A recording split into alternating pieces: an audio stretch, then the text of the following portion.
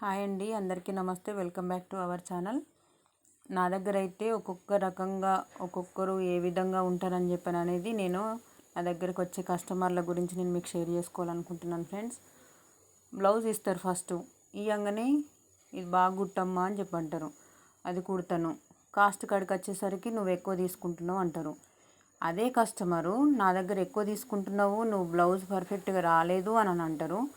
అదే కస్టమర్ వేరే షాపుల దగ్గరికి వెళ్ళి అక్కడికి వెళ్ళి లాసే టైలర్లో కుట్టించుకోండి, పర్ఫెక్ట్గా కుడుతుందామే, కాకపోతే డబ్బులు పర్ఫెక్ట్గా తీసుకుంటుంది, డబ్బుల కాడ మాత్రం వెనక ముందు ఆడది, అలానే స్టిచ్చింగ్ దగ్గర కూడా అస్సలు వెనక ముందు ఆడది, మీరు ఎట్లా అంటే అట్లా అని చెప్పనని అక్కడ చెప్తుంది. నా దగ్గర మాత్రం నువ్వు ఇది జడగొట్టినవు, అది జడగొట్టినవు, గల్ల పెద్దగా చేసినావు, ఇది అది అని చెప్పనని అంటూనే ఉంటుంది. అట్లాంటి కస్టమర్లు చాలామంది ఉన్నారు. కొందరేమో బ్లౌజ్ స్టిచ్చింగ్ చేసుకునేదాకా ఒక రకంగా స్టిచ్చింగ్ చేయించుకుంటారు. ఈ బ్లౌజ్ డబ్బులు మళ్ళీ నెక్స్ట్ బ్లౌజ్కి ఇస్తా అని చెప్పని అంటారు. అప్పటి వరకు నేను ఆగాలి. ఆ బ్లౌజ్ ఇచ్చేటప్పుడు ఏంటంటే ఒక బ్లౌజ్ డబ్బులు ఇచ్చి ఇంకో బ్లౌజ్ డబ్బులు ఆపుతారు.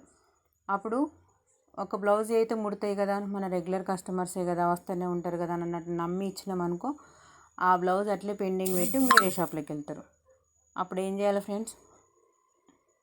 అట్లుంటుంది ఒక్కొక్కరితో. ఇంకా ఎన్నో అనుభవాలు ఉంటాయండి.